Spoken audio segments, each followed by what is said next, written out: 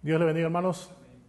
Hace tanto tiempo que no compartía un seminario mensual, como que se me hace un poco extraño, ¿verdad?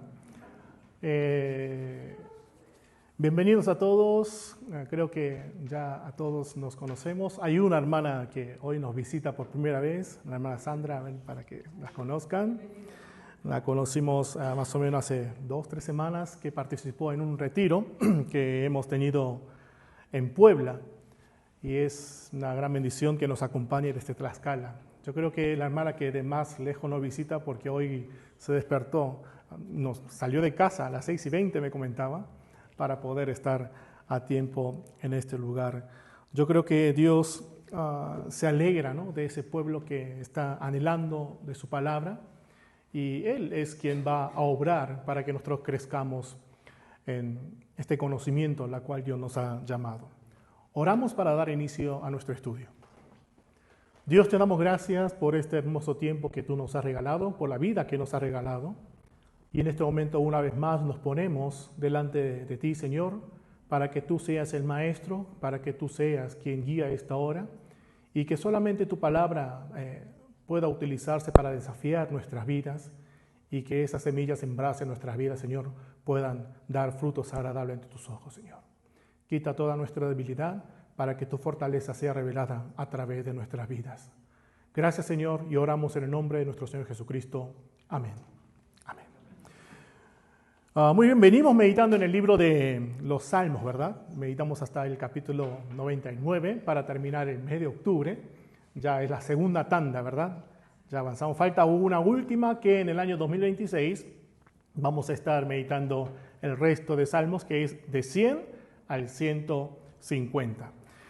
Durante estos 2 meses, el mes de noviembre y diciembre, vamos a estar meditando en el libro del Primera Reyes, ¿verdad? El primer libro de los Reyes. Pero antes de iniciar el día de hoy, me gustaría que ustedes también puedan participar comentándonos algo acerca de lo que han meditado en el libro de Salmos o cuál es el concepto del libro de Salmos, porque el pastor Lee siempre me decía, es que Salmo es el libro que más me cuesta, y es verdad que nunca hemos tomado un tiempo para poder meditar los Salmos de una manera corrida, aunque en bloques, y este año el libro de los Salmos me llegó de una manera especial, como que tuvo que esperar muchos años para que yo ahora, leyendo los Salmos, pudiera ver cosas nuevas en el libro de los Salmos. Y me gustaría escuchar a una o dos personas que quisieran compartir acerca de lo que han meditado en el libro de los Salmos. O sea, iniciamos de una manera voluntaria, pero luego saben, ¿no?, que está la dedocracia y bueno, es cuando... ¿Cualquier cosa de Salmo que recuerden de lo que hemos meditado? Hermana, Maru.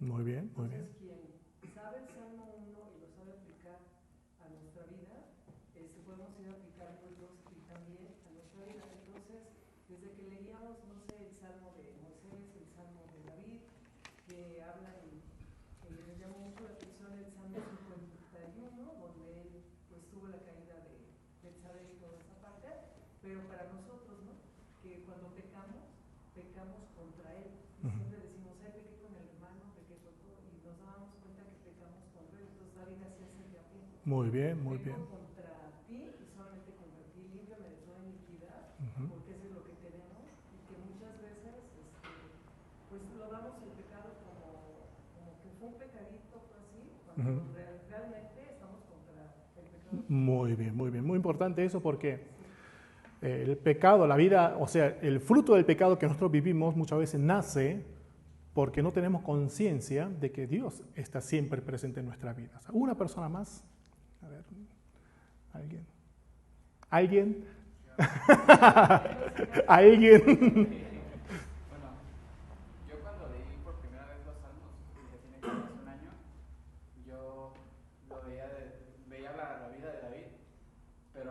más me concentraba en lo malo y realmente no veía lo importante, que primeramente los salmos son hechos para exaltación del Señor y en todo momento los salmos está exaltando. Entonces incluso en mis oraciones o meditando la palabra siempre ha sido primero iniciando exaltando al Señor y por último terminando exaltando al Señor, cosa que no había visto anteriormente. En todo momento siempre los salmos han sido exaltación para el Señor. Muy bien. Meditamos el libro de los Salmos y empezamos a hablar de una estructura, ¿verdad? Que son 150 salmos, que estos 150 salmos está dividido a su vez en 5 libros y que hay muchos autores. Generalmente se habla de David, pero está David, Asaf, Coré, Salomón, muchas personas que escribieron estos libros de los salmos, diferentes estatus, diferentes situaciones.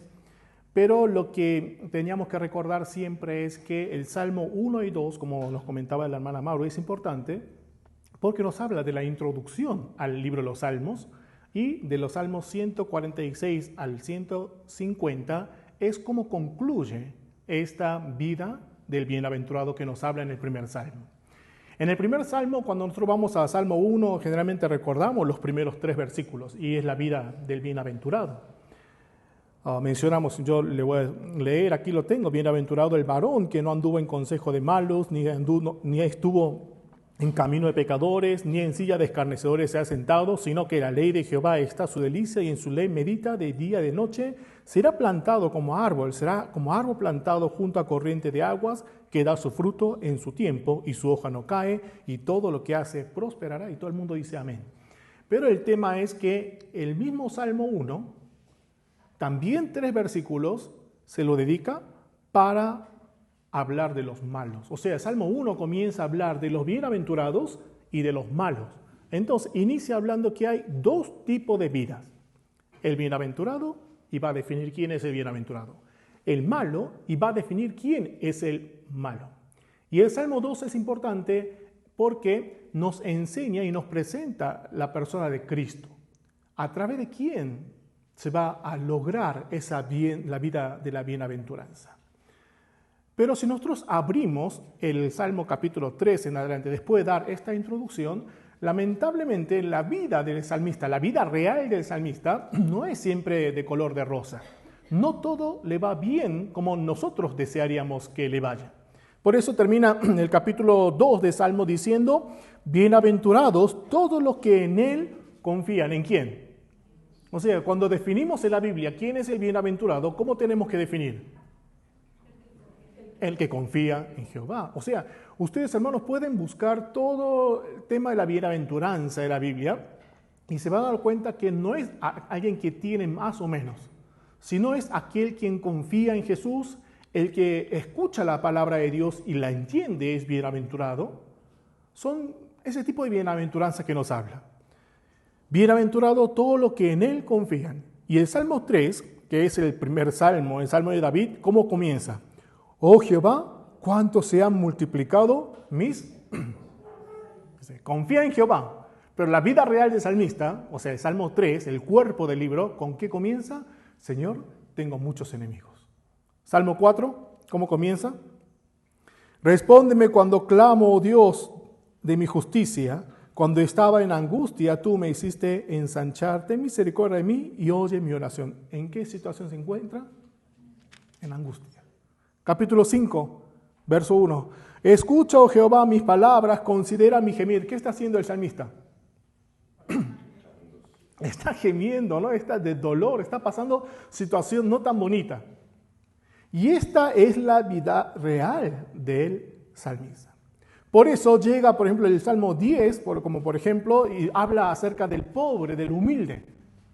O sea, este concepto del pobre y humilde tenemos que tener presente porque no es el pobre que es flojo y no quiere trabajar. Es aquel que es oprimido por los enemigos de Jehová porque quiere caminar y vivir la vida que Dios está mandando. Y este salmo continúa y podemos llegar al Salmo 22, por ejemplo. Veamos el Salmo 22, porque es famoso el Salmo 23, pero nos olvidamos también de otros salmos. El Salmo 22 también se titula Un grito de angustia y un canto de alabanza. O sea, esta la primera parte, nos habla de la angustia que está pasando el salmista, pero ¿cómo termina esto del verso 22 en adelante? Alabando y adorando a Dios, poniendo la esperanza en Él. Y es por eso que una persona, un salmista, una vida de adorador que vive aún la situación que está viviendo, poniendo la confianza en Dios, puede declarar lo que vemos en el Salmos 23. Jehová es pastor, nada me faltará. ¿Qué significa este nada me faltará? No que no le falte nada económicamente o de salud o lo que nosotros generalmente le atribuimos, sino que el caminar con Dios, aplicando nosotros el caminar con Jesús, con el Espíritu Santo, va a hacer que esa vida sea confortable y entender la voluntad a quien nos está llamando. Y es por eso que llegamos al Salmo 46, es uno de los salmos que más me gusta. Estad quieto y ved. O sea, seguramente ustedes también tienen sus salmos favoritos, ¿verdad? Yo trato de no tener salmo favorito, pero cuando leo algunos salmos, por ejemplo el 46:10, donde dice, estad quieto y conoced que yo soy Dios, se me pone piel de gallina. No es que yo tengo que hacer algo para poder ir a conocer a Dios. Claro, me tengo que acercar a la palabra de Dios, pero no es que yo hago algo, sino tengo que estar anhelando y viendo ese obrar de Dios y dejar que Dios trabaje en nosotros. ¿Cómo termina este versículo? Seré exaltado entre las naciones y enaltecido seré en la tierra. Jehová de los ejércitos está con nosotros, nuestro refugio es el Dios de Jacob. ¿Cómo va a ser enaltecido Dios? No de otra manera, En otros seminarios mensuales lo hemos repetido en varias ocasiones. En Ezequiel 36, claramente hablando del nuevo pacto, ¿qué nos enseña? Que el pueblo de Israel lo único que hizo en Israel fue pecar. Entonces, porque pecó, Dios lo mandó cautivo a Babilonia.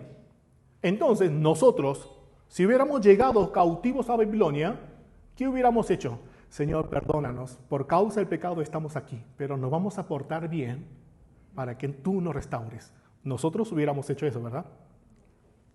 ¿No? Tal vez, quién sabe, el hubiera no existe. El tema es que el pueblo de Israel no. Aún yendo cautivo a Babilonia, lo único que hizo es ensuciar el nombre de Dios. Entonces Dios dice, por amor a mi nombre, yo lo voy a santificar. Y viendo el pueblo extranjero, el pueblo ajeno a Dios, como el pueblo que era pecador es santificado, iban a reconocer a Dios. En el libro de Apocalipsis capítulo 11 también es claro, a través de la vida de los dos testigos, estos dos testigos que fueron enviados a hablar palabra de Dios, ¿son recibidos por el mundo? No, los matan. Es más, los matan y no lo dejan que los entierre. 3 días y medio el mundo festejando porque estos dos testigos murieron. Hermanos, cuando aplicamos esto en nuestras vidas como cristianos es terrible. Nosotros muertos 3 días y medio, el enemigo no nos deja ni siquiera que seamos sepultados, no tenemos dignidad aún de la muerte. Pero ¿qué hace Dios? Viene y resucita a su pueblo. Y viendo a ese pueblo resucitado, ese pueblo transformado, dan gloria a Dios. Cuando yo llegué al capítulo 11 de Apocalipsis también decía, pero vieron fuego caer del cielo, vieron tierra partirse en dos y no se arrepentían, no reconocían a Dios. Pero cuando vieron a los testigos de Dios transformados y resucitados, reconocen a Dios. La manera en la cual Dios quiere exaltarse a través de nuestras vidas no es dándonos más o menos, haciéndonos más bonitos o menos bonitos, más flacos o más gorditos, sino es haciéndonos semejante a su imagen. Y esa es la vida real que nosotros vivimos diariamente. Pero ¿qué sucede? Cuando uno vive así, puede vivir con carga, cansados y quizás la fuerza no les alcanza. Y es por eso cuando leemos el libro de los Salmos, nos damos cuenta que una y otra vez nos recuerda cómo Dios salvó a su pueblo Israel. ¿Cuál es el salmo más largo del libro de Salmos? ¿Y el segundo más largo? Ay, este mundo siempre recuerda el primero nada más y el segundo. No importa, yo tampoco lo sabía y lo busqué hace poco. El Salmo 78 es el segundo salmo más largo. Y este Salmo 78 nos habla de una manera extensa cómo Dios salvó al pueblo de Israel. Más adelante, ahora cuando volvamos a meditar en el libro de Salmos y llegamos al Salmo 105, otra vez nos va a recordar cómo Dios salvó al pueblo de Israel. ¿Para qué? Para que nosotros, conociendo a ese Dios, tengamos esperanza en Él. Pongamos esperanza en Él para que finalmente podamos vivir una vida glorificando a Dios. Salmos 146, 7, 8, 9 y 150. Dando gloria a Dios. Desde el primer salmo que nos enseñó, hay dos tipos de vida. Y la pregunta es, ¿qué vida vamos a vivir nosotros como salmistas, como adoradores, como cristianos? Ahora, terminamos el libro de los Salmos y empezamos a meditar en el libro de los Reyes, ¿no? El primer libro de los Reyes. Y es por eso el título del seminario, de los Salmos a los Reyes. Lo más difícil de que cuando preparo un seminario o un estudio es poner el título. Cuando me invitan de una iglesia a predicar, me dice, pastor, ¿me puede mandar el título? Y es lo más difícil. Ya una vez que uno decide el título, ya es más fácil, ¿no? Pero el título es lo más difícil. Entonces dije, voy a ser muy sencillo, muy simple, de los Salmos a los Reyes, porque terminamos Salmos y pasamos a los Reyes. Tal vez los hermanos den una interpretación más espiritual y me ayuden, ¿no? Con ¿qué quiso decirle el hermano? Porque la interpretación es la que cuenta, ¿no? Empezamos a meditar en el libro de los Reyes. Ahora, ¿qué nos habla el libro de los Reyes? ¿De qué nos habla? Eso es lo que tenemos que encontrar. Porque muchas veces pregunto esto y dice, es que los libros de los Reyes sí nos habla de los libros de los Reyes. Es verdad. Pero tenemos que preguntarnos qué es lo que la Biblia nos quiere hablar a través de la historia de los Reyes. Y una cosa muy importante que tenemos que tener en cuenta para poder pasar de los Salmos a los Reyes es que tenemos diferentes estilos literarios. Cuando leemos los Salmos, ¿cómo estuvimos leyendo? Lo estuvimos leyendo como una poesía, ¿verdad? Entonces, leemos como poesía. Tenemos en cuenta lo que es una poesía, qué estilos o técnicas se utilizan para una poesía. Pero cuando pasamos a los libros de los Reyes, ¿podemos seguir leyendo como poesía? No, ya no. ¿Por qué? Porque es una narrativa, es historia. Entonces tenemos que reprogramarnos. No podemos leer Reyes como si fueran salmos. Y otro punto que tenemos que tener cuidado es que cuando vamos leyendo el libro de Reyes, tenemos que prestar mucha atención a los cambios geográficos y los cambios de tiempo. ¿Por qué? No es una línea histórica. Como nos habla de dos regiones diferentes, de Jerusalén, de Israel y de Judá, va a empezar a hablar de Israel, de repente retrocede en tiempo y en espacio y es Judá con sus reyes. Hagan de cuenta que están viendo una película y están sucediendo las dos cosas al mismo tiempo y en lugar de mostrarnos en dos pantallas, nos muestra primero una historia, pero luego nos muestra la otra historia. Entonces, presten mucha atención en esas variantes que vamos a encontrar. ¿Qué conocemos de este libro de los Reyes? Que nos habla de los reyes. ¿Qué más? De la idolatría, cómo se fue desviando el pueblo de Oh, sí, de la idolatría. Muy bien, ¿qué más? Nos cuenta la historia de los dos reinos que se establecieron en Israel. Muy bien, comienza los dos reinos que se establecen en Israel. ¿Qué más? El pacto de David cumpliéndose. El pacto de David cumpliéndose, que ese tema es muy importante, ¿no? Siempre está el pacto, pacto, pacto, pacto. ¿Qué más? La caída de esos dos reyes. La caída también. La vida de Salomón, muy bien. La vida de Salomón es narrada todo en el libro de Primera Reyes. Hicieron lo bueno o lo malo a los ojos de Dios. Lo que vamos a hacer en esta hora es leer todo Primera Reyes. Me gustaría leer todo y compartirles, pero lo que vamos a hacer el día de hoy es una lectura rápida, lo que va a ayudar a ver el movimiento de la historia y de la estructura del libro. Y aunque no sé cuánto me puedan creer esto, pero una vez que nosotros tenemos una estructura, nos ayuda muchísimo a entender el por qué está hablando de esas historias. Y ese primer trabajo que vamos a hacer. Y más adelante, si ustedes, por ejemplo, están como alumnos de la escuela bíblica, lo que nosotros hacemos es desarrollar esto, lo que compartimos hoy en el seminario, de una manera más detenida. A mí hoy no me interesa hablarles de cuántos años gobernó cada rey, o si fue bueno o malo nada más, o qué es lo que hizo, sino el por qué se narran esas historias. ¿Estamos listos para iniciar? ¿Cuántos capítulos tiene el primer libro?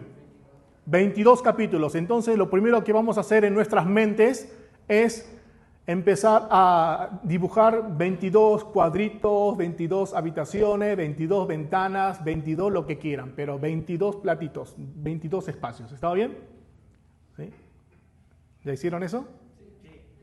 Y vamos a nuestra Biblia y veamos las historias que nos narran cada uno de los capítulos. Capítulo 1 de Reyes comienza hablándonos acerca de que David estaba viejo, ya no se calentaba y necesitaba a que se calentara. Entonces los discípulos, los siervos, los sirvientes estaban y dicen, bueno, vamos a buscar a Abisag, una mujer sunamita, una joven bonita, para que pueda calentar al rey. Es una práctica que se tenía, no era para que tenga relaciones sexuales con el rey. De hecho, la Biblia aclara claramente que el rey no tuvo relaciones con esta mujer sunamita. Y luego de esta mención de que David era viejo, vemos que Adonías, hermano de Salomón, se proclama él solito rey. Entonces, el otro lado, Salomón y Betsabé temían por su vida. Natán se acerca y le dice, oye, Betsabé, ve al rey y dile lo que está sucediendo porque Davidcito está ya muy viejo y ni siquiera se da cuenta de lo que está pasando afuera. Entonces, escucha la historia y Natán hace ese tramo de cuando tú estés hablando, yo voy a entrar y le voy a firmar. Y al final, en el verso 28, vemos que David comienza a proclamar rey a Salomón. Leemos junto el capítulo 1, versículo 33, todos juntos. Dice así, el rey le dijo, tomad con vosotros los siervos de vuestro señor y montad a Salomón, mi hijo, en mi mula y llevadlo a Gihón. Cuando llegamos hasta este versículo 1:33, nos damos cuenta que David le da su mula para que Salomón se monte y puede ser entronado rey. Hermanos, recuerden este versículo porque lo que vamos a ver en el libro de Reyes es no solamente la historia de Salomón, sino cómo Dios va obrando lo que le había prometido a David. ¿Recuerdan lo que Dios le había prometido cuando él quería construir? No, mi hijo lo va a construir, ¿verdad? Salomón construye ese templo físico, pero nosotros sabemos que como David, descendiente del linaje de David, ese linaje, ¿por quién continúa eternamente? Por Jesucristo. ¿Ustedes vieron algún otro rey que fue entronado en mula?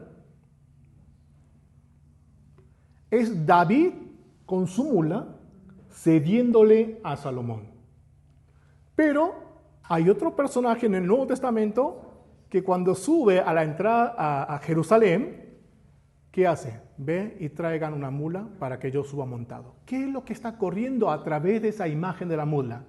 La imagen de lo genuino que va descendiendo. David y Salomón físicamente, pero Jesús de otra línea.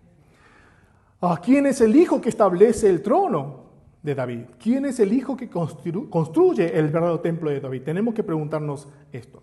Hay quienes mueren andando en una mula. No es que no aparece otra mula, sí aparece otra mula. Por ejemplo, Absalón muere en una mula. leyendo el libro de Primera Reyes, hay un profeta joven, el hombre de Dios, en el capítulo 13, que muere también en una mula. Hay otra mula que habla también en la Biblia, pero entronarse en una mula tiene esta imagen en el libro de los Reyes. Capítulo 1 entonces, David viejo, Adonías se proclama rey, se entera David, proclama rey a Salomón y sube en una mula. ¿Vamos bien el primer cuadro? Pasamos al siguiente. Capítulo 2. Así como muere Josué, así como muere Moisés, iniciando el libro de Josué, a David también le toca su día. A todos le toca ese día, como personas. Pero sin embargo, el pacto de Dios continúa. En el capítulo 2, el capítulo 2:1 nos habla de ese tiempo de David, pero David, antes de morir, da las últimas palabras a Salomón. ¿Cuál es la primera palabra que David le recuerda a Salomón? Capítulo 2, verso 2 al 4, dice así: yo sigo el camino de todos en la tierra. ¿Cuál es ese camino? Ese se va a morir. David sabía que ya le tocaba su día. Esfuérzate y sé hombre. Pero ¿en qué se tenía que esforzar y ser hombre? Así como le había dado la palabra a Josué en el verso 3 y 4, dice lo siguiente: guarda los preceptos de Jehová tu Dios, andando en sus caminos y observando sus estatutos y mandamientos, sus decretos, sus testimonios, y de manera que está escrito en la ley de Moisés, para que prosperes en todo lo que hagas y en todo aquello que emprendas. ¿No ve algo similar a Josué 1:8? Para que confirme Jehová la palabra que me habló, diciendo: si tus hijos guardaren mi camino, andando delante de mí con verdad y con todo su corazón y de toda su alma, jamás, dice, faltará a ti varón en el trono de Israel. La palabra de Dios no cambia. Y esto está heredando a través de David. Es la palabra que Dios le había dado a David, y ahora David se lo está dando a Salomón. Recuerden esto porque es un tema que se va a repetir a lo largo de toda la Biblia. Ahora estamos viendo Reyes, a lo largo de todo el libro de Reyes. Y el libro de Reyes, así como el libro de los Salmos, nos va a hablar de dos caminos. El primer camino es el camino de aquellos que cumplen los estatutos y los mandamientos. Y el segundo camino, los que no cumplen. Bien, David está a punto de morirse y esto es lo primero que dice. Y luego aparece del verso 5 en adelante 3 peticiones muy de David, ¿no? David, o sea, como que se quiere vengar. Yo en esta parte vi un poco la parte carnal de David, y David todavía le quedó algo. Aunque, si nosotros lo digo así en son de broma, para que ustedes lo recuerden, pero si ustedes ven esas historias, también no es algo personal. ¿De quiénes eran los enemigos que David pide que los mate? Primero era Joab, ¿no? Por lo que hizo con Abner y Amasa. Ustedes ya meditaron estos días, ¿no? Aunque ya estaban en tiempo de paz, Joab fue y los mató. Entonces eran hombres justos que murieron a manos de hombre injusto. David le dice: mátalos. Ya sabe lo que tiene que hacer. Pide misericordia también, verso 7 en adelante, por los hijos de Barzillai. Y el pasaje que hoy meditamos, por los hijos, por Simei, ¿verdad? Y lo manda pidiéndole que no salga de la ciudad, pero al final sale y muere. Pero lo chistoso es que David dice: yo prometí no matarlos, pero tú sabes lo que tiene que hacer. Como que había que entender con sabiduría. Tú sabes lo que tiene que hacer. Esas 3 peticiones era lo que David le había pedido a Salomón, y el capítulo 2 termina diciendo que de esta manera Salomón afirma su reino. ¿Vamos bien? David viejo se muere, le dice: Salomón, recuerda esto: guarda los mandamientos y los preceptos según la ley de Moisés, para que todo lo que hagas prospere y todo te vaya bien. Recuerden Josué 1:8. En otra palabra está diciendo: medita, ¿no?, la palabra, escucha la voz de Dios y todo te va a ir bien y todo lo que emprenda va a prosperar. Y al tiempo de morir, 3 personas: Joab, Simei, los hijos de Barzillai. Tú sabes lo que tiene que hacer. Salomón cumple con esto y con esto cierra un ciclo, el ciclo de David, y comienza el ciclo de Salomón. Termina el capítulo 2 y en el capítulo 3 comienza la historia de Salomón. Ya hasta el capítulo 2 David, capítulo 3 comienza la historia de Salomón. Y en este capítulo, comenzando el gobierno de Salomón, lo primero que hace es hablarnos el libro de que Salomón amó a quién. Ustedes vean capítulo 3, verso 1. Verso 1 al 2 nos habla de que amó a la hija de Faraón, se casa con Faraón, ¿no? Pero en el verso 3 dice, mas Salomón amó a Jehová. Este pasaje para mí se me hizo importante porque la parte bonita de Salomón sigue hasta el capítulo 10 y en el capítulo 11 comienza la caída de Salomón. Y cuando comienza el capítulo 11 Salomón, ¿saben lo que dice en el versículo 1? Que Salomón amó a mujeres. A las mujeres. Son dos cambios radicales que podemos encontrar y este trabajo tal vez no se dan cuenta cuando lo van leyendo por pedazos. Ustedes tienen que sentarse y leer todo el libro junto para ver estas relaciones. Entonces también les invito el tiempo de la lectura. Comienza el capítulo 3 diciendo que Salomón amó a Jehová y aparece la famosa historia de la petición de la sabiduría, ¿no? de Salomón a Dios, que en realidad yo siempre digo es que Salomón no pidió sabiduría. Salomón pidió a Dios un corazón que entienda, que comprenda la voluntad de Dios.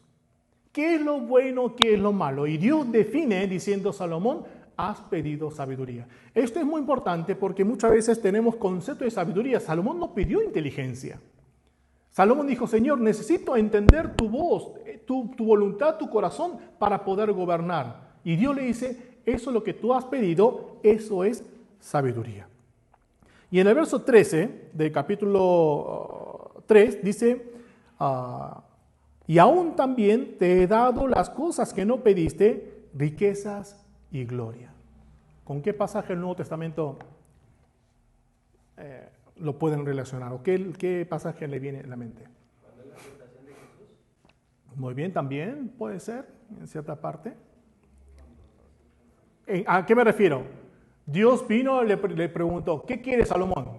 Salomón no pidió para sí bienes, Salomón no pidió para sí salud, Salomón no pidió que quite a todos sus enemigos, sino pidió a Dios, Señor, necesito sabiduría para gobernar a tu pueblo. Entonces Dios le dice, bien has pedido. Además de eso, te daré riqueza y te daré gloria. Muy bien. Mateo 6:33. Busca primeramente el reino de Dios. Serán añadidura. O sea, ¿qué es lo que nosotros tenemos que anhelar? Y estos puntos nos van a ayudar a definir lo que es la sabiduría. ¿A qué nos lleva la sabiduría? Y eso también lo vemos dentro del libro de Reyes, que muchas veces lo hemos leído y hemos dado de alto, ¿no? Y luego aparece una repetición después de este versículo 33, versículo 13 que hemos leído, que es el versículo 14.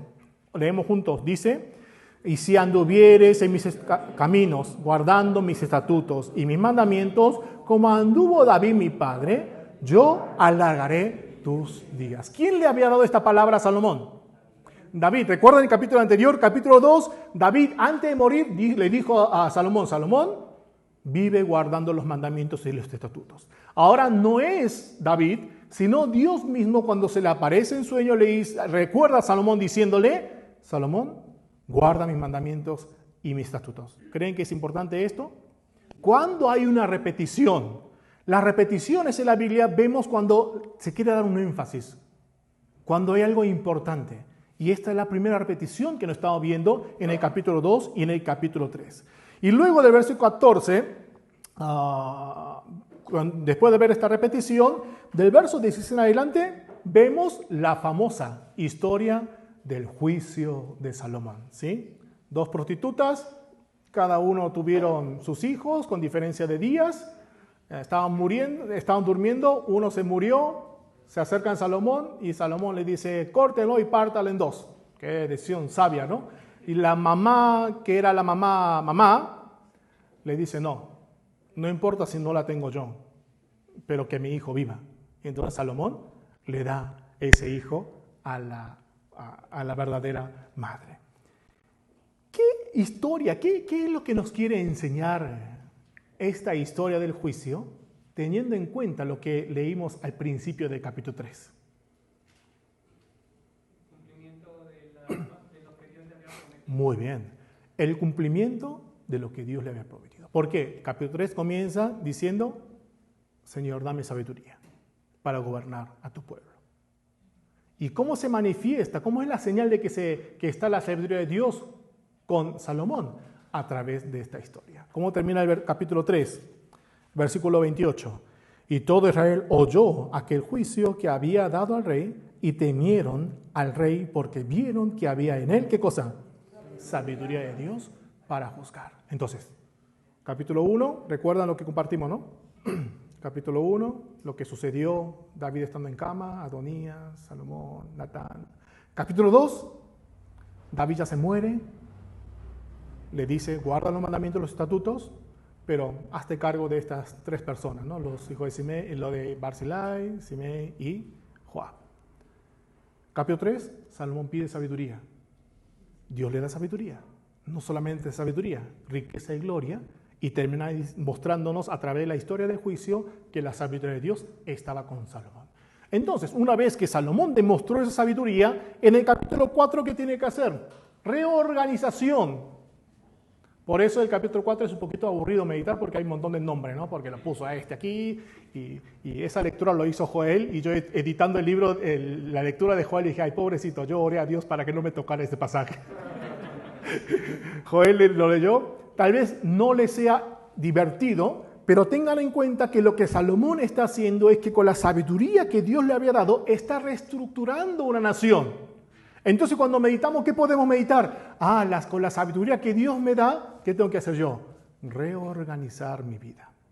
¿De qué manera voy a reorganizar? Es lo que ustedes, hermanos, pueden aplicar cuando lleguemos al capítulo 4, ¿no? Y bajo la orden de Salomón, ¿qué es lo que vemos en el capítulo 4, verso 20? Leemos junto el verso 20. Israel era muchos como la arena que está junto al mar en multitud, comiendo, bebiendo y... ¿Qué significa este versículo?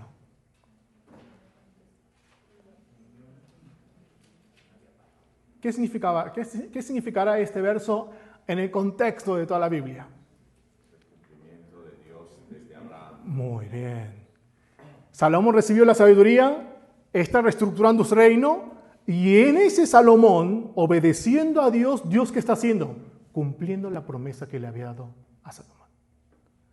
¿Sí me van siguiendo? No es solamente la historia de los reyes, no es solamente la historia de Salomón, sino que a través de estas historias lo que nos está mostrando la Biblia es cómo Dios está cumpliendo lo que Dios había prometido con Abraham, siempre y cuando Salomón guardara los mandamientos y los estatutos y viviera en la sabiduría que Dios le ha dado. ¿Me van siguiendo? Muy bien. Hermanos, cada capítulo podríamos pasar un seminario por capítulo. Pero como ahora estamos haciendo un panorama así, yo le tiro un montón de información para que ustedes cuando mediten estos textos tengan en cuenta y puedan profundizar personalmente. Otro versículo importante es el versículo 29 al versículo 43, porque es donde se enfatiza que Dios le ha dado sabiduría otra vez. Capítulo 3 termina enfatizando la sabiduría. Capítulo 4, verso 29 al verso 34, aparece sabiduría, sabiduría, sabiduría, más sabio, sabiduría, sabiduría, y empieza a hablar de la sabiduría.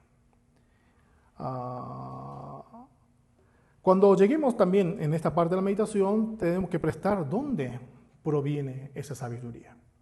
Y como señal de esa manifestación de sabiduría, otra vez en el capítulo 5, Salomón tiene un pacto ¿con quién? Ustedes pueden sacar su acordeón grande y ver, ¿no? Irán. ¿Quién era Irán? El rey de Tiro. ¿Pero qué relación tenía con los familiares de Salomón? Era amigo, ¿no? Era un cercano de David. Entonces Salomón le dice, ¿sabes qué? Mi papá quería construir un templo para Dios, pero Dios le dijo que no, pero Dios ha permitido que yo sea su sucesor, me puso en el lugar y yo voy a cumplir lo que mi padre había prometido a Dios. Ayúdame a construir, porque tus hombres, y empieza a halagarlo, ¿no? Tus hombres son los mejores cortando madera y esto y el otro.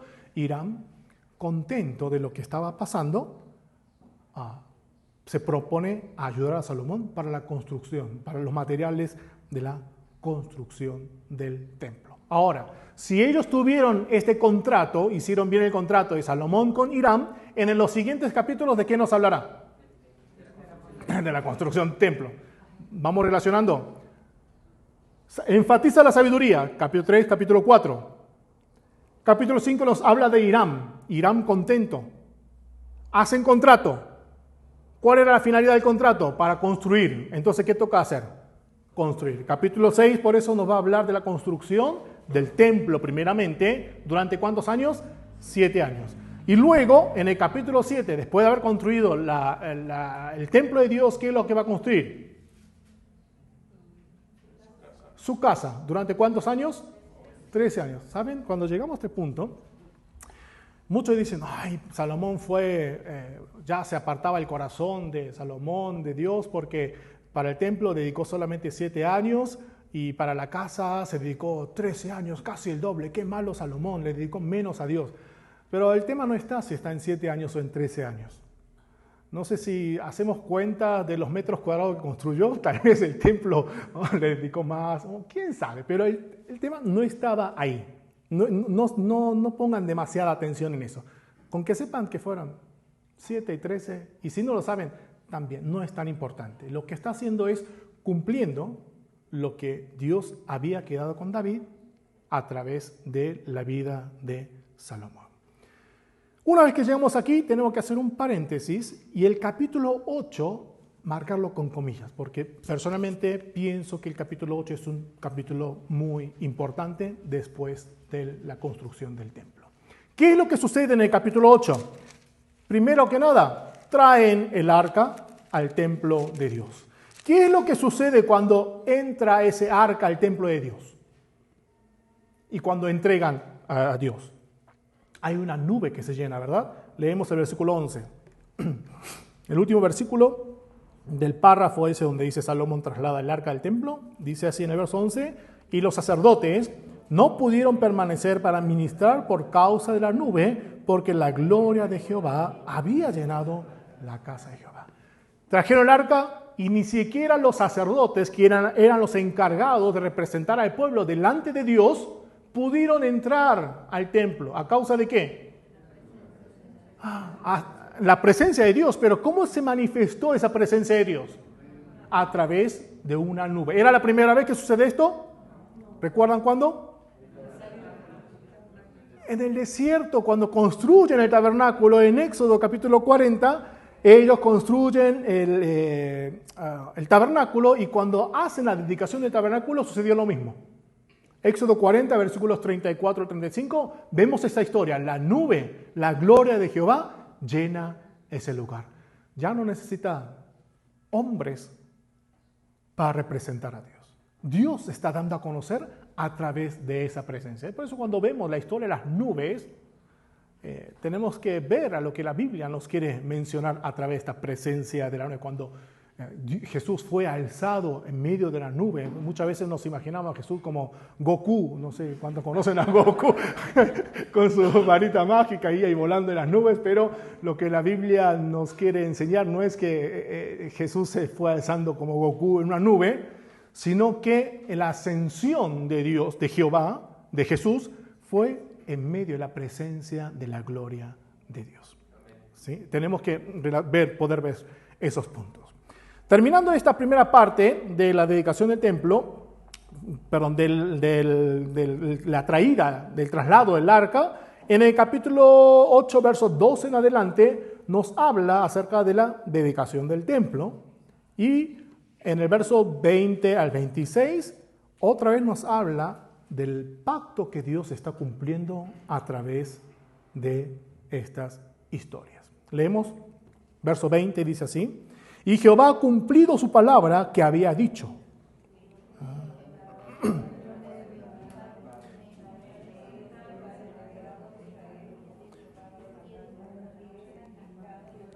Y he puesto en ella lugar para el arca, y el cual está el pacto de Jehová, el que él hizo con nuestros padres cuando nos sacó de la tierra de Egipto. O sea, ¿qué está haciendo Salomón? Hasta este punto era consciente de ese pacto que Dios había hecho a través de la historia hasta su tiempo.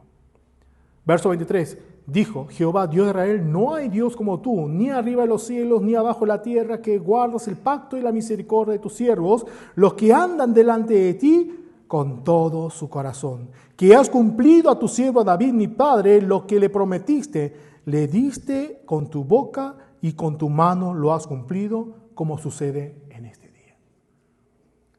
¿Ven que el libro nos sigue hablando del pacto que Dios está cumpliendo? Hasta este momento era Salomón consciente de lo que Dios estaba haciendo. Y es por eso, hasta el verso 51, nosotros lo que podemos ver es el clamor y la oración de Salomón. Esta parte es hermosa, ¿no? Digo, Salomón hubiera terminado aquí, qué bonito sería. Y empieza, si tu pueblo Israel, si tu pueblo Israel, si tu pueblo Israel, tú lo oirás, tú lo perdonarás, tú lo juzgarás. Y totalmente él se pone delante de Dios. Y para terminar su clamor, su oración, en el versículo 57 y 58 del capítulo 8, miren, le recuerda ahora al pueblo cómo tenían que vivir. Leemos 57 y 58, dice: esté con nosotros Jehová nuestro Dios como estuvo con nuestros padres, y no nos desampare ni nos deje, incline nuestro corazón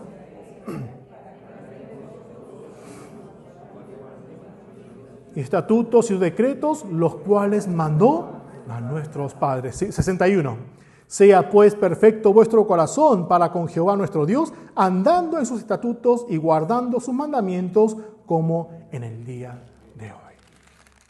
Hermoso, ¿no?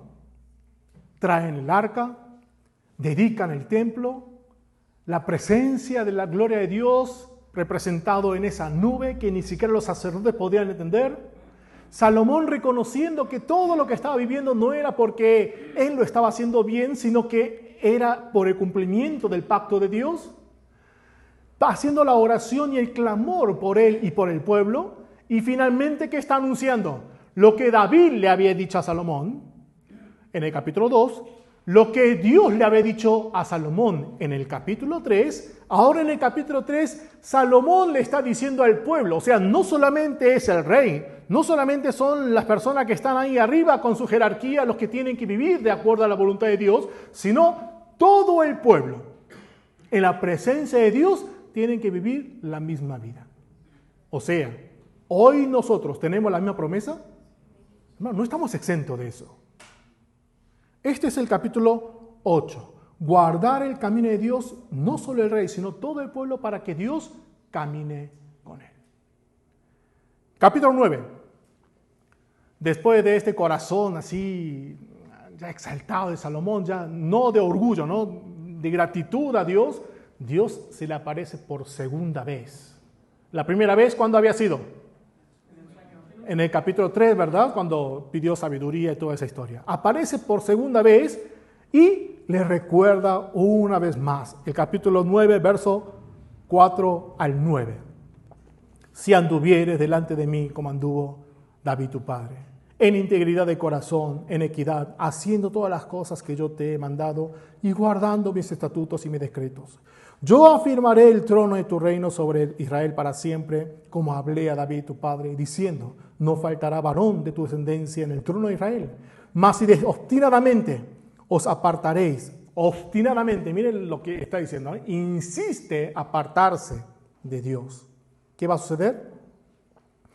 Y no guardan los mandamientos y los estatutos que ha puesto, y se apartan a servir a dioses ajenos y adorar a esos dioses ajenos. Verso 7, yo cortaré a Israel sobre la faz de la tierra todo lo que él ha entregado y la casa que he santificado a mi nombre.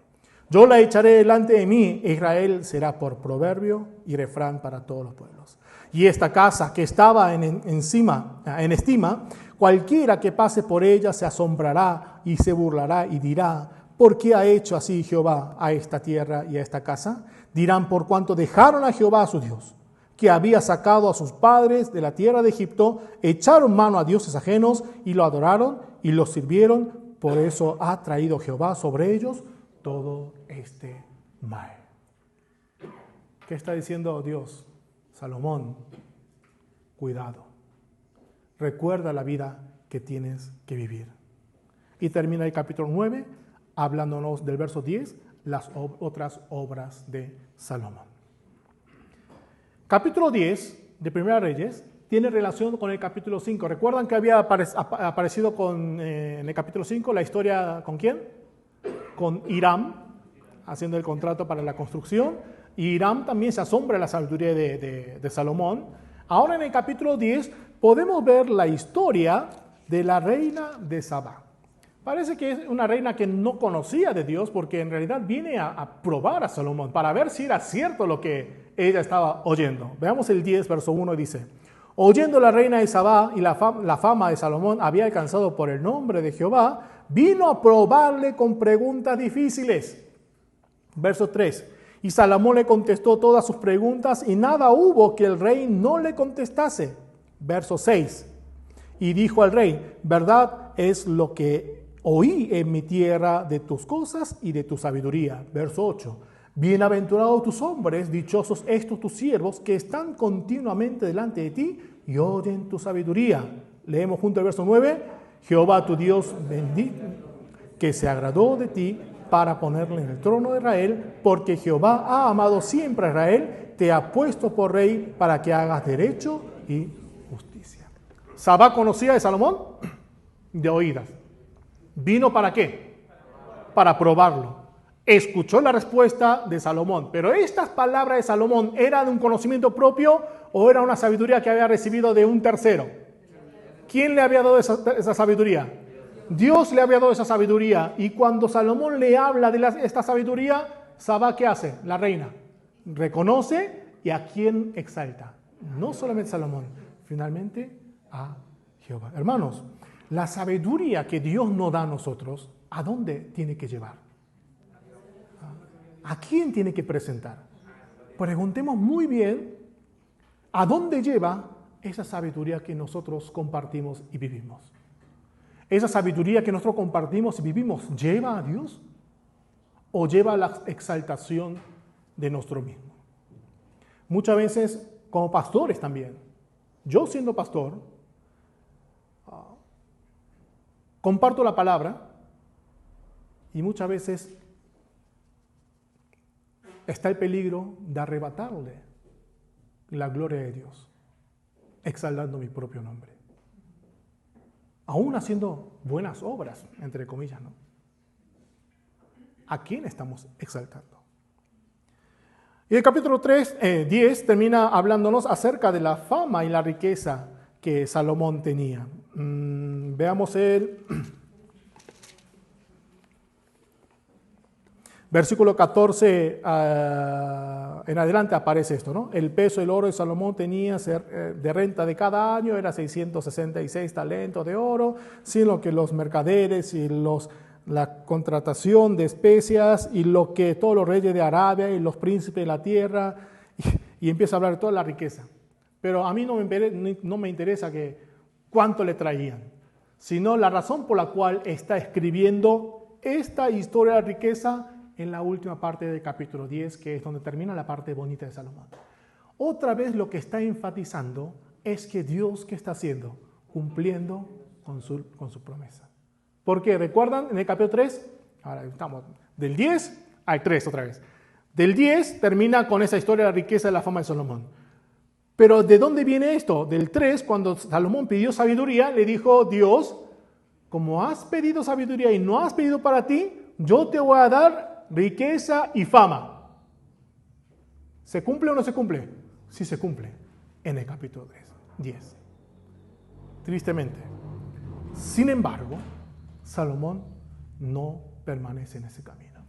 Y es por eso que pasamos al capítulo 11, y como lo había mencionado de antemano, dice, el rey Salomón amó, además de la hija de Faraón, a muchas mujeres extranjeras. ¿Qué relación ven con el capítulo 3 como mencionamos? En el 3, Salomón amó a Dios, pidió sabiduría, Dios cumplió con Salomón todo lo que había prometido. El cumplimiento de la promesa es el capítulo 4, 5, 6, 7, 8, 9 y 10. Sin embargo, Salomón es quien comienza a amar a otras mujeres. El tema no es solamente que haya amado mujeres, sino que con las mujeres también a sus dioses. Y esas mujeres que amó Salomón, justamente eran las personas que Dios le había dicho que no. Ahí comienza el problema. En el verso 9 del capítulo 11 dice, y se enojó Jehová contra Salomón. Ustedes cuando vayan a meditar, no hagan como yo, leer el verso 1 y pasarse al verso 11, sino cuando dice, y se enojó Jehová, lean en los primeros 10 versos por qué fue que se enojó, si Dios tenía razón en enojarse. ¿Sí? Se enojó Dios a Jehová. Entonces, como Salomón había pecado delante de Dios, se había apartado de los estatutos y de los mandamientos, Dios se enoja y ¿qué hace? Verso 14. Jehová suscitó un adversario a Salomón, Hadad edomita de sangre real, el cual estaba en Edom. Y ustedes leen, y este era un niño, cuando se habían peleado con Edom, se va a Egipto y luego se regresa, bueno, esa historia. ¿Quién levantó este adversario? ¿Quién está obrando sobre la historia? ¿De qué nos habla el libro de los Reyes? ¿De los reyes? Sí, pero nos habla del rey sobre la historia. Dios es el que está levantando a Hadad. Solamente levantó a Hadad, verso 23. Dios también levantó por adversario contra Salomón, ¿a quién? A Rezón, hijo de Eliada. Pero en el verso 26 vemos a otra persona, también Jeroboam, hijo de Nabat, efrateo de Sereda, siervo de Salomón, cuya madre se llamaba Serúa, la cual era viuda, alzó su mano contra el rey. Pregunta. De estos 3 personajes que leímos, de Hadad edomita, de Rezón y de Jeroboam, ¿se dieron cuenta a quién se le dedica más tiempo para presentarlo? Entonces, ¿cuál de los 3 creen que va a tomar más importancia en los siguientes capítulos?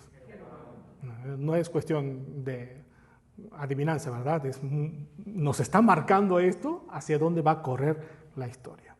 Pero a mí me llamó mucho la atención en el capítulo 11, porque generalmente conocemos a este rey Jeroboam como un rey bueno o malo. Malo. Pero ¿quién levantó a Hadad? ¿Quién levantó a Rezón? ¿Quién levantó a Jeroboam? Dios mismo levantó. Pero este Jeroboam estaba destinado a fracasar. Hermanos, este concepto de predestinación es un concepto que tenemos que entenderlo muy bien. Dios no obligó a Salomón a que amara mujeres. Dios le dio la palabra suficiente, le dio la promesa suficiente, le mostró que Dios estaba cumpliendo su promesa para que él permaneciera en el camino. ¿Quién toma la decisión de apartarse a pesar de? Vean muy bien esto, porque en Reyes, capítulo 11, verso 26 al 40, aunque sea extenso, vamos a leerlo, porque es importante esta historia del llamamiento de Jeroboam. 26 ya lo leímos, 27.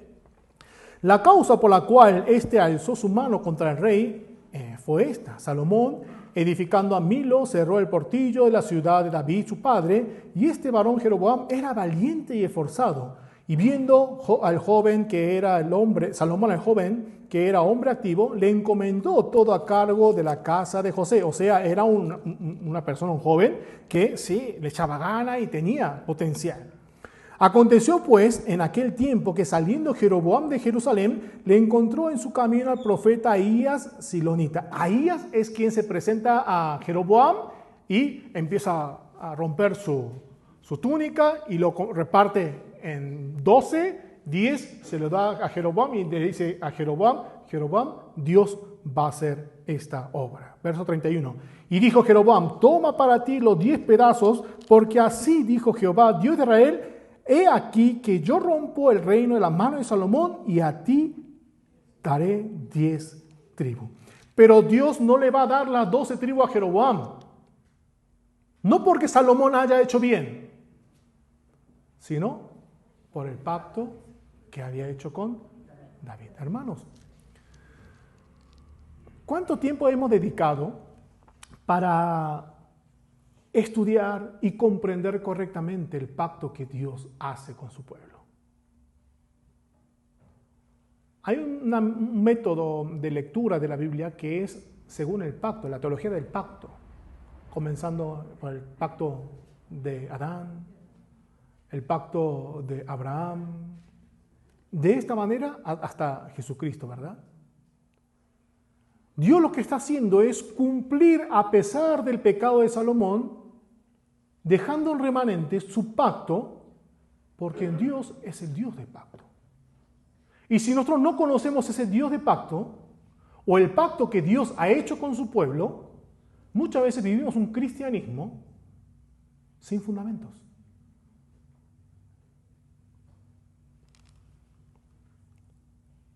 Verso 37. Yo pues te tomaré a ti y tú reinarás en todas las cosas que deseare tu alma y serás rey sobre Israel. 38. Y si prestares oído a estas cosas que te mandare y anduvieres en mis caminos e hicieres lo recto delante de mis ojos, guardando mis estatutos y mis mandamientos como hizo David mi siervo, yo estaré contigo y te edificaré casa firme como la edifiqué a David, y yo entregaré a Israel, y yo afligiré a la descendencia de David a causa de esto, mas no para siempre. Por esto Salomón procuró matar a Jeroboam. Lo que Dios le está diciendo a Jeroboam difiere a lo que le había dicho a David, difiere a lo que David le había dicho a Salomón, difiere a lo que le dijo Dios 2 veces a Salomón. No, es la misma promesa. Es la misma promesa. Jeroboam tenía que vivir la vida de David, la vida que vivió David. Pero lamentablemente nosotros vemos en la historia que esto no sigue así, ¿no? Con esta promesa y la muerte de Salomón termina el capítulo 11. En el capítulo 12 hay un cambio de personaje. Ya nos habla de Jeroboam, nos habla de la otra parte. ¿Quién es? Roboam. Y en el capítulo 12 nos habla del error que comete Roboam, ¿verdad?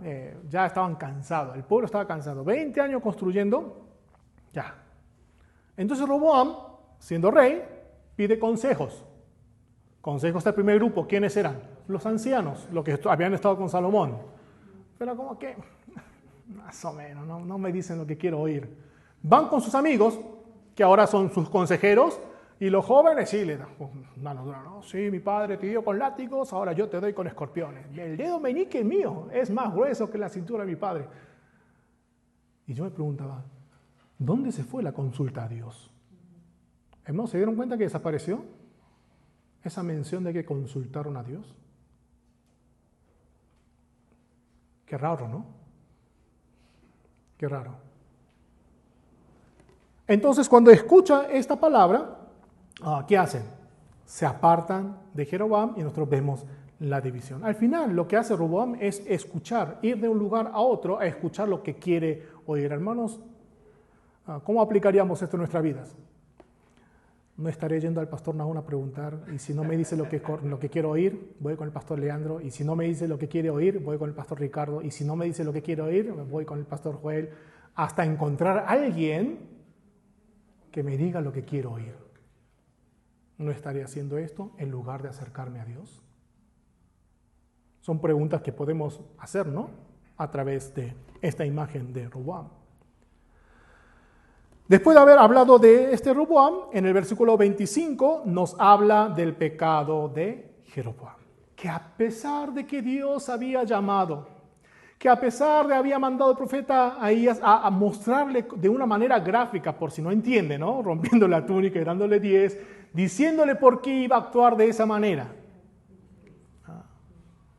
Este Jeroboam, cuando vio a Roboam ser el rey, todavía, dice, ay, cuando vayan a Jerusalén a adorar a Dios, se van a echar atrás, van a seguir a Roboam y me van a matar a mí. Entonces la brillante idea que se le ocurre a Jeroboam, que es lo que le marca para toda su vida, es la historia de los becerros. 2 becerros de oro, uno en Dan, otro en Betel, arriba y abajo. No te vayas hasta Jerusalén, busca el lugar más cercano para adorar a Dios.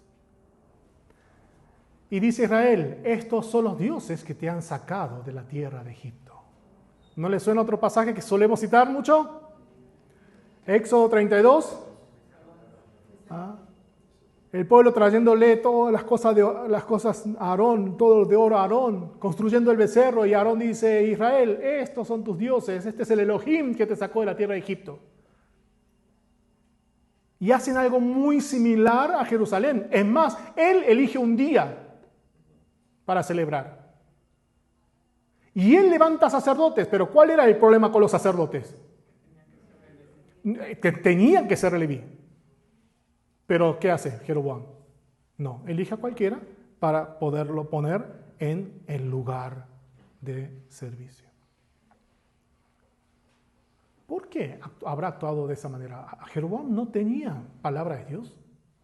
Salomón no tenía palabra de Dios. Son cosas que podemos ponerlo, ¿no? en la mesa para poder meditar, ¿verdad? Y habiendo hablado de este pecado de Jeroboam, en el capítulo 13 como que aparece una historia muy difícil de entender. Y uno se pregunta, ¿por qué aparece esa historia? Es de un joven que se levanta y va a anunciar, ¿no? el juicio. Y ustedes cuando lleguen a este capítulo 13 mediten, ¿no? Porque a veces está un poco raro esa historia. Porque Dios lo envía a anunciar juicio, no te quedes a comer ahí, tiene que regresar. Y primero al rey le dice que no se va a quedar, pero viene un anciano, otro profeta de Dios, y le dice, ¿sabe qué? Dios a mí me dijo lo mismo, pero quédate a comer. Y se va el joven, porque fue engañado, ¿verdad? Fue engañado, va a comer, y en medio de la comida como que Dios, el Espíritu entra ahí al anciano y le juzga al joven y muere. Digo, pobrecito, fue engañado. Lo leí una vez, lo leí otra vez, lo leí 5 veces. Yo creo que solo en esta semana habré leído el libro de Reyes unas 15 veces mínimo. En 2 horas más o menos uno puede leer estos 22 capítulos, tranquilo. Y yo como misionero del Ministerio de Meditación Bíblica, siempre relaciono, ¿no? con meditación bíblica. Y dije, hoy tengo que tener una vida de meditación. ¿En qué sentido? Dios me puede hablar. Pero si alguien viene y me dice que me habla de parte de Dios, ¿cuál es mi deber? ¿Cuál era el deber de este hombre joven? Preguntarle a Dios, Dios, ¿realmente eres tú hablando a través de este hombre? No lo hizo. Fue engañado. Así como muchos son engañados. Pero lo que también me llama la atención de este capítulo 13 es el resultado de la muerte de este hombre. Porque este hombre iba en una mula, aparece un león, lo mata, pero no se lo come, ¿no? Esa historia rara que pueden ustedes ver en el capítulo 13. Pero hay 2 reacciones diferentes en cuanto a la muerte de este hombre joven. El anciano, miren lo que dice, capítulo 13, verso 31.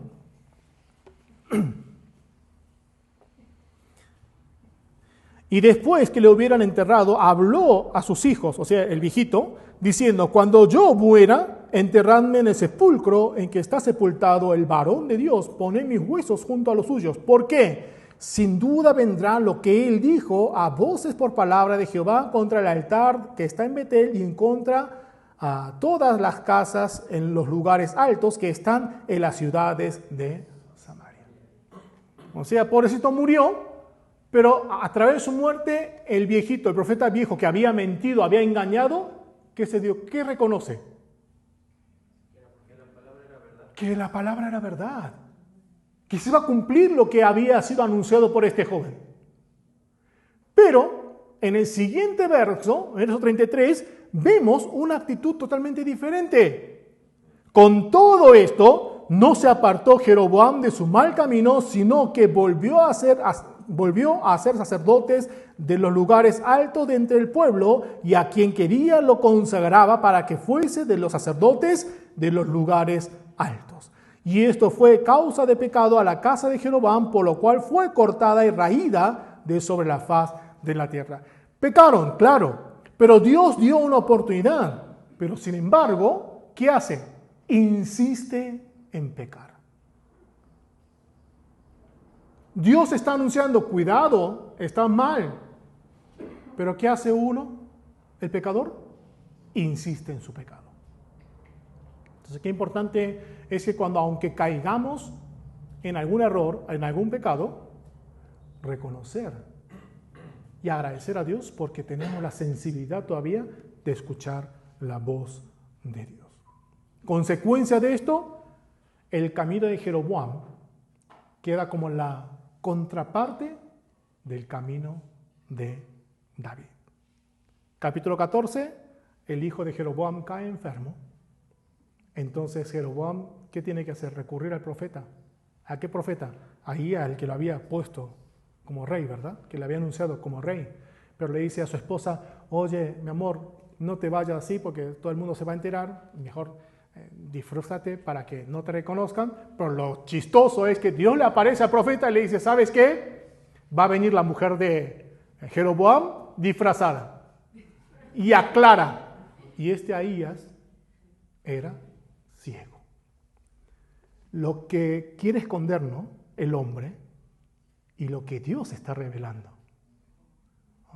Y nosotros, usted cuando lean, hermano, esto, hágalo como una película.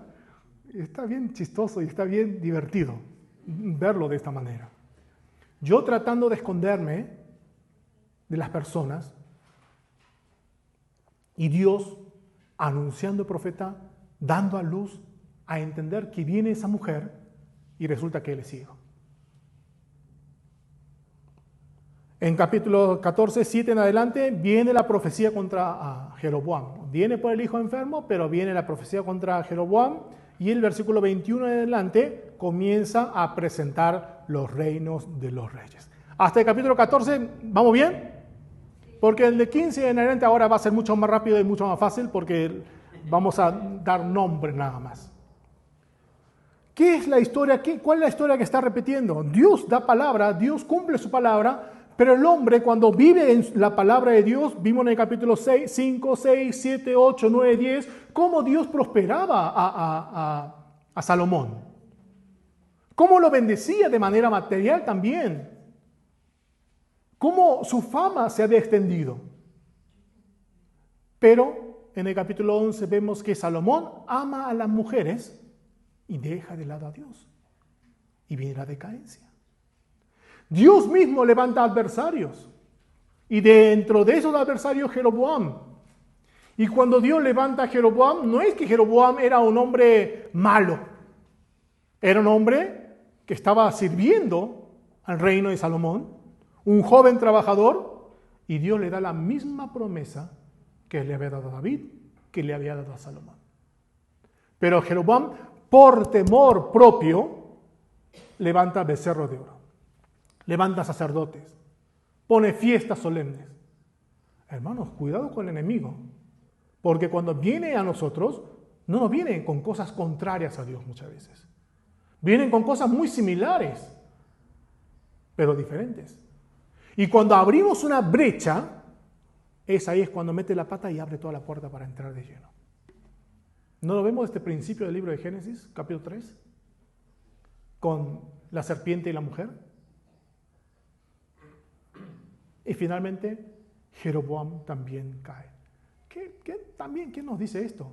Que ninguna persona, ningún humano que parezca bueno por un momento, nos puede dar esa esperanza final, la esperanza eterna. ¿Solamente quién? ¿Cómo se presentó eso en el capítulo 1 y 2 cuando se levanta a Salomón como rey? A través de la mula. Ese que va a venir, para que pongamos la mirada en Jesucristo para perfeccionar. Capítulo 14 termina hablando del reinado de Roboam. Capítulo 15, ustedes cuando mediten no lo hagan como yo, dedíquenle tiempo para cuánto gobernó, qué hizo, qué no hizo. Roboam, este fue malo delante de Dios. Capítulo 15 comienza con la historia de Abiam. ¿Este fue bueno o fue malo? Malo. Este hijo de Roboam también fue malo. Versículo 9, viene la historia de Asa. ¿Este fue bueno o fue malo? Bueno, hermanos, nos hablan de, creo que 8 reyes de Israel y 4 reyes de Judá en el primer libro de Reyes, y solamente 2 son buenos. Recordemos esos 2, y el resto son malos. Asa fue el primero. Asa fue el primero que hizo bien delante de Dios, aunque no tiró toda la idolatría, su corazón fue perfecto delante de Dios. Lo dice la Biblia, Ustedes cuando les toque meditar, verso por verso, mediten eso. Luego nos habla de que Asa hizo alianza con Ben-Hadad, la muerte de Asa, y luego aparece el rey Nadab en Israel. ¿Este fue bueno o malo? Cuando decimos Israel, todos son malos en Israel. En Israel no hubo ni uno bueno.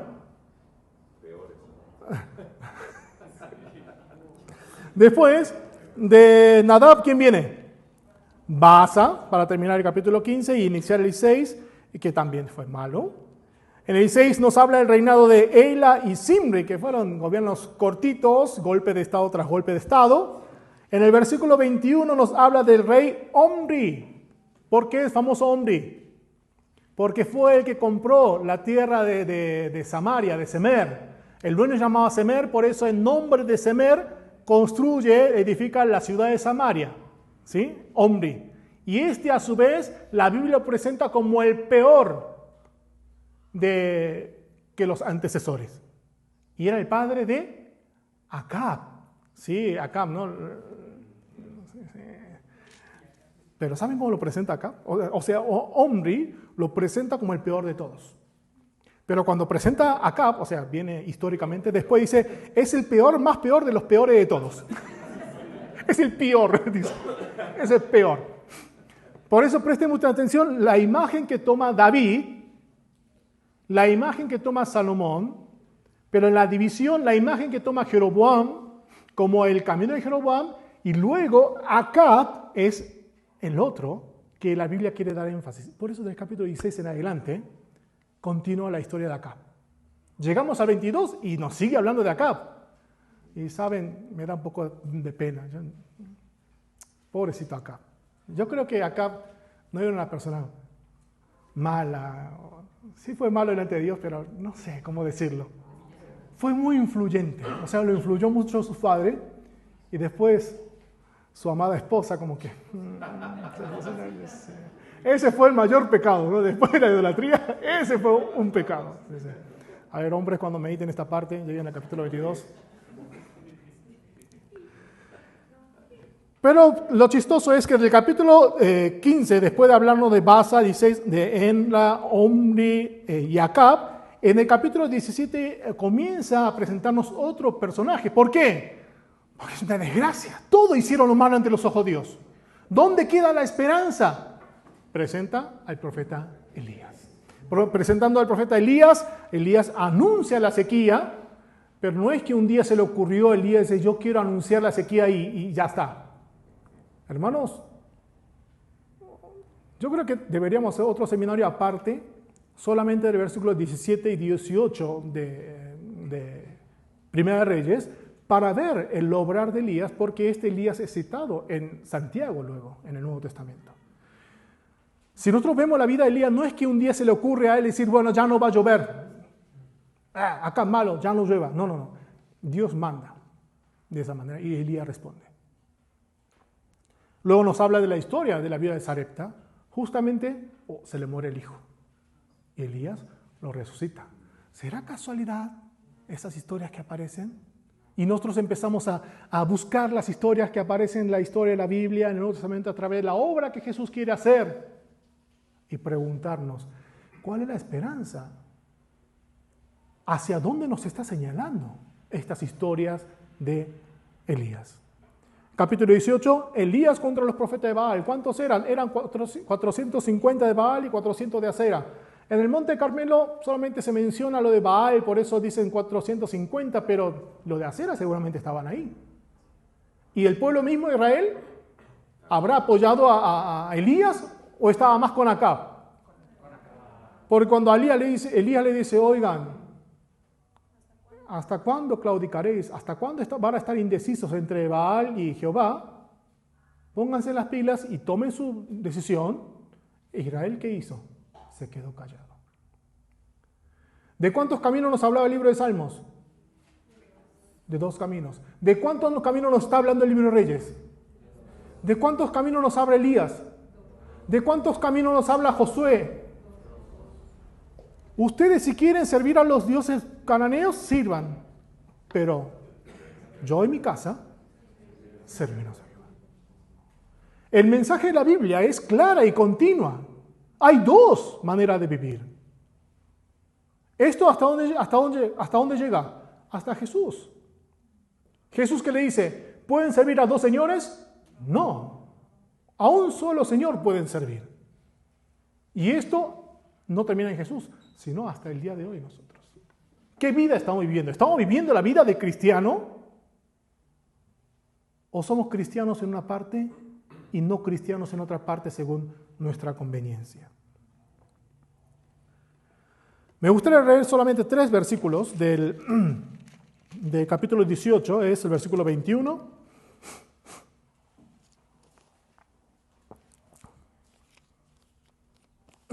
Lo que acabo de mencionar dice, y acercándose Elías a todo el pueblo, dijo, este pueblo es el pueblo de Israel, ¿verdad? ¿Hasta cuándo claudicaréis vosotros entre 2 pensamientos? Si Jehová es Dios, seguidle, y si Baal, id en pos de él. Y el pueblo no respondió una palabra. Versículo 36 y 37, leemos juntos. Cuando llegó la hora de ofrecerse el holocausto, se acercó el profeta Elías y dijo, Jehová, Dios de Abraham, de Isaac, de Israel, sea manifiesto hoy, ¿qué cosa? Que tú eres Dios en Israel y que yo soy tu siervo y que por mandato tuyo he hecho todas estas cosas. Respóndeme, Jehová, respóndeme, ¿para qué? Hermano, la manera por la cual Dios estaba obrando de esta manera no era otra. La finalidad no era otra. Es para que a través de las obras que Dios hace por medio de las personas en este mundo, es que lo conozcan a Cristo. Conozcan a Dios.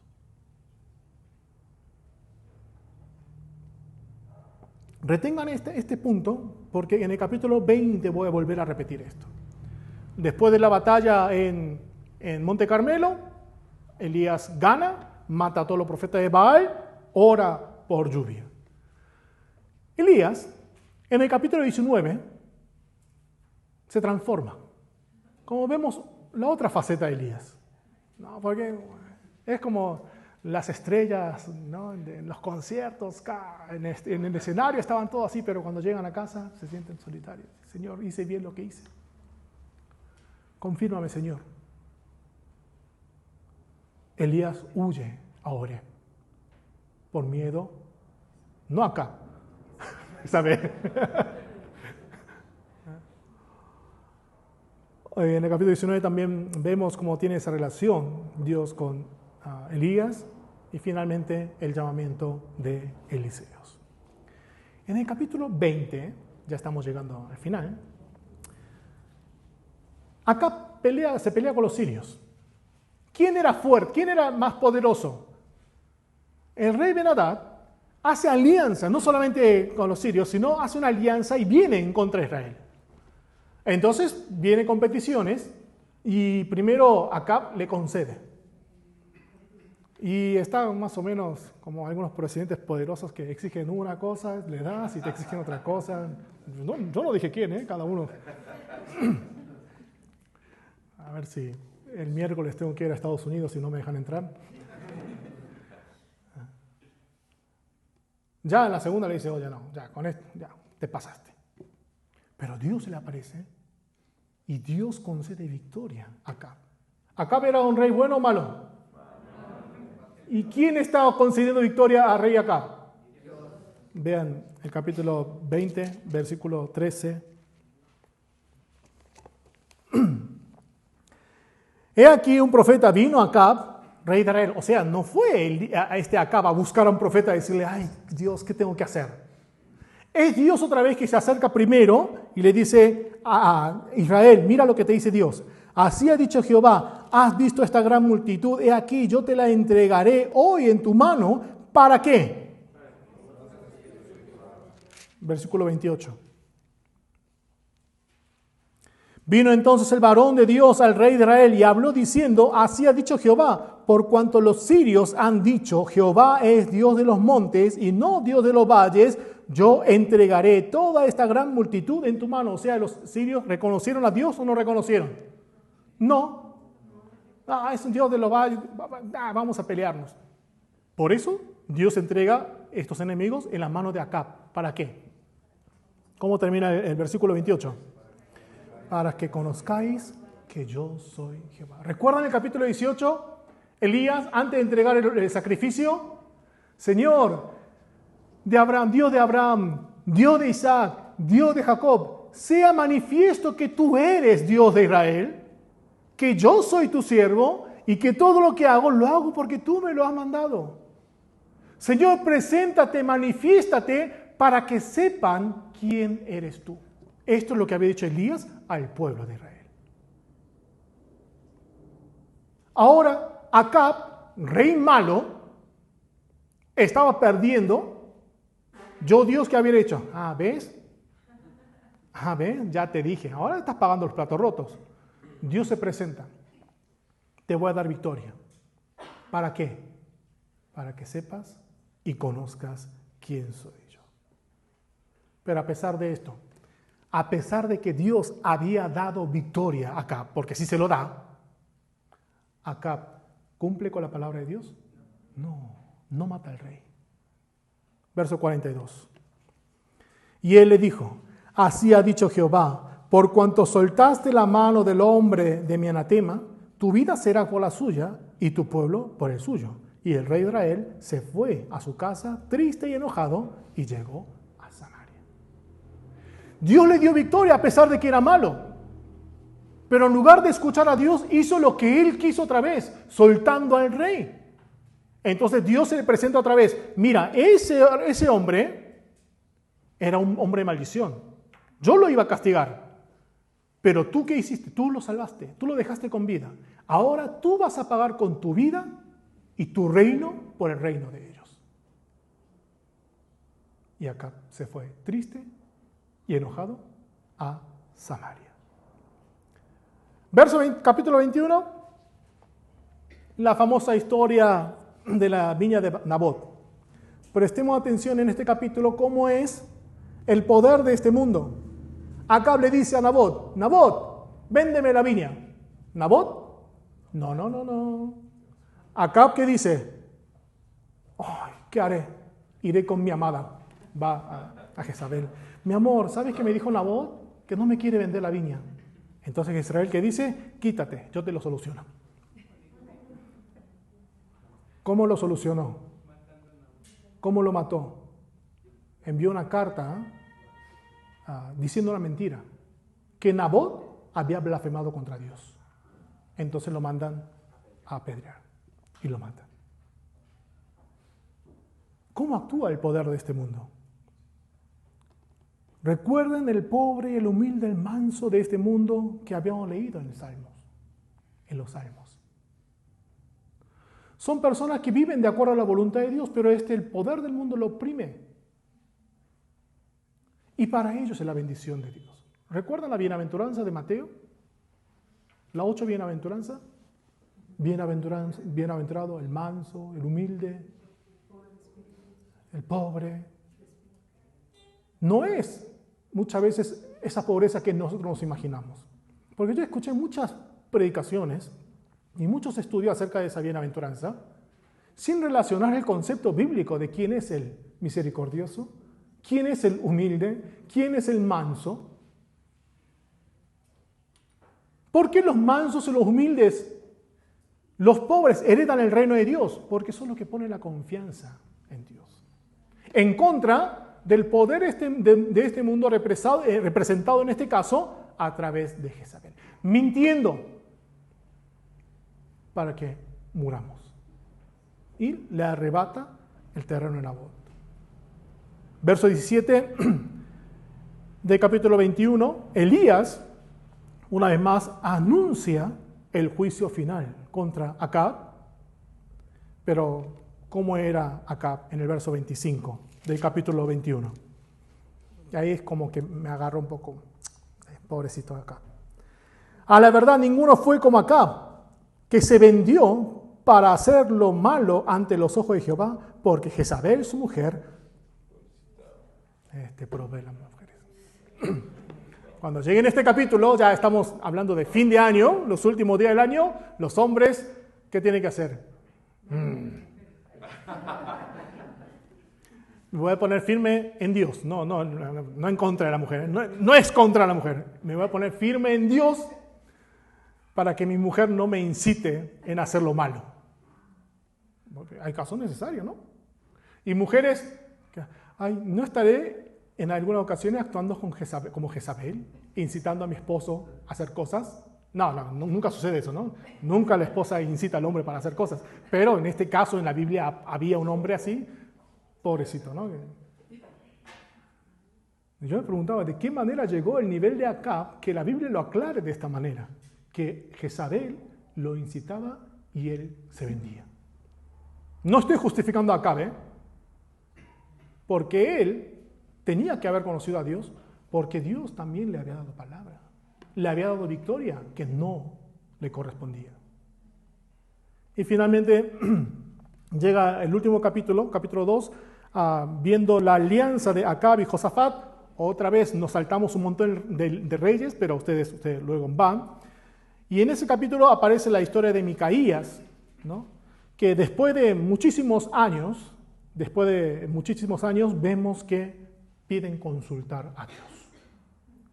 Piden a consultar a Dios, pero aparecen como 40 profetas que según hablan de parte de Dios, pero no hablan de parte de Dios. Es más, ¿saben lo que hacen estos falsos profetas a Micaías? Lo incitan a que forme parte del montón. Tú dile que va a ganar. Entonces Micaías, ahí tienes, ¿quieres escuchar lo que quieres escuchar? Vas a ganar. Ella aparece y dice, ¿cuántas veces te he dicho que me digas lo que realmente Dios te dice? Y ahí es Micaías y dice, van a perder. ¿Hace caso o no hace caso? Salen a pelear. ¿Qué cosa se le escapa a Dios? Hermanos, yo cuando terminé el libro de Primera de Reyes, con este versículo, con esta historia, y dije, ay Señor, ¿quién se escapará de ti? Versos 33 y 34.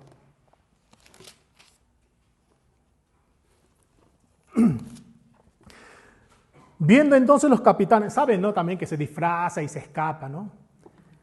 Viendo entonces los capitanes de los carros que no era el rey de Israel, se apartaron de él. Y un hombre, ni siquiera el nombre dice, y un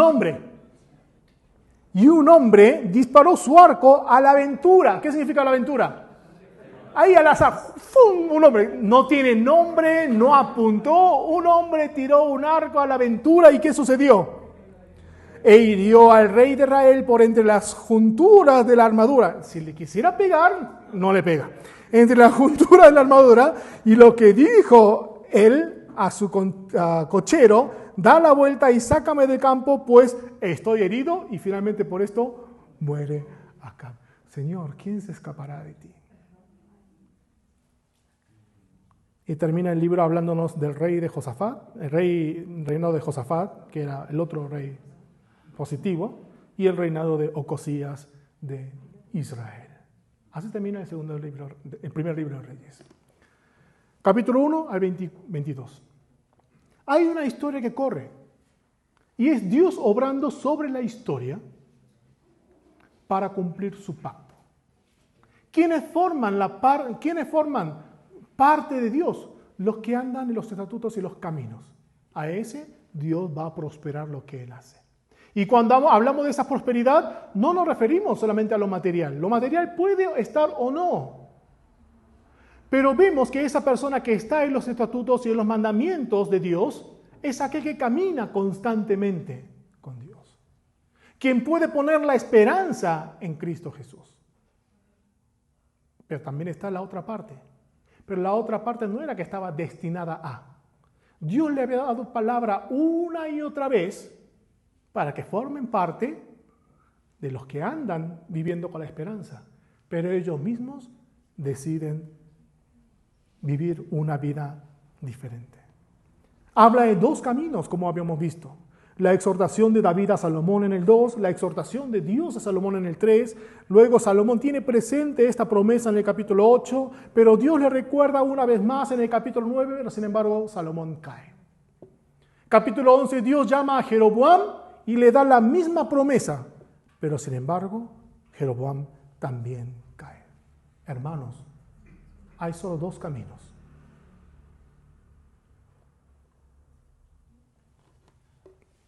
Por tiempo no lo vamos a hacer, pero ustedes vean desde el capítulo 14 con el gobierno de Roboam, capítulo 15, 16, 19 hasta el 22, en todos los reyes se repite una frase.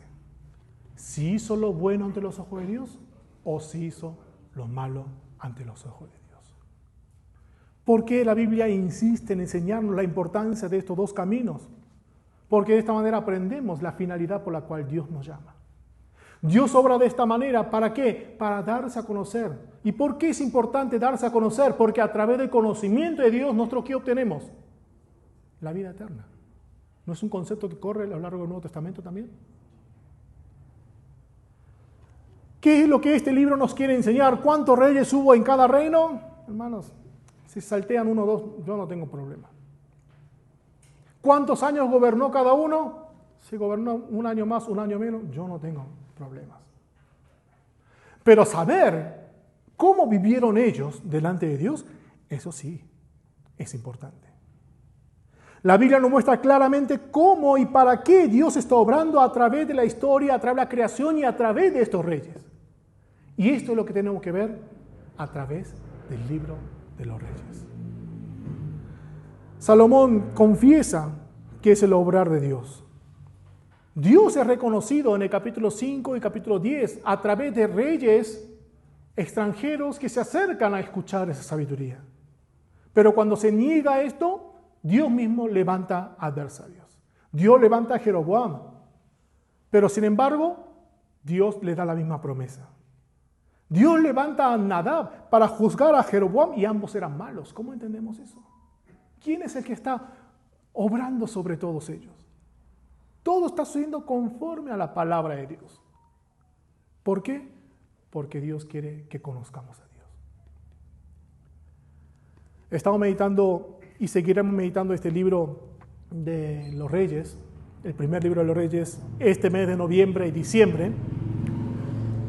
Y en el tiempo de la meditación bíblica presten atención en estos 3 puntos que les voy a mencionar. El primero es que seamos conscientes que Dios está obrando sobre toda la potestad de este mundo. Nos habla de los reyes para hablar del verdadero rey de la historia. Segundo, ¿para qué Dios está obrando? Para que conozcamos a Él. Entonces, cada vez que meditamos, busquemos cómo es el Dios que encontramos en esa parte de la Biblia. Cómo Dios se manifiesta con los que siguen su camino, con los que no siguen su camino. ¿Qué oportunidades Dios da a esas personas para poder aplicarlos a nuestras vidas? De esta manera podamos decidir qué camino vamos a tomar. No es Dios. No es que Dios nos limita. Dios nos abre los brazos y nos da oportunidades para que nosotros nos acerquemos a Él. No se trata de un simple libro de historia. Es un libro acerca del camino de nuestra salvación. Deseo y oro para que ustedes puedan permanecer fieles en la meditación de este libro histórico para poder descubrir a este Dios obrar y nuestra salvación a través de Cristo que nos ha mencionado desde tiempos antiguos. Oramos.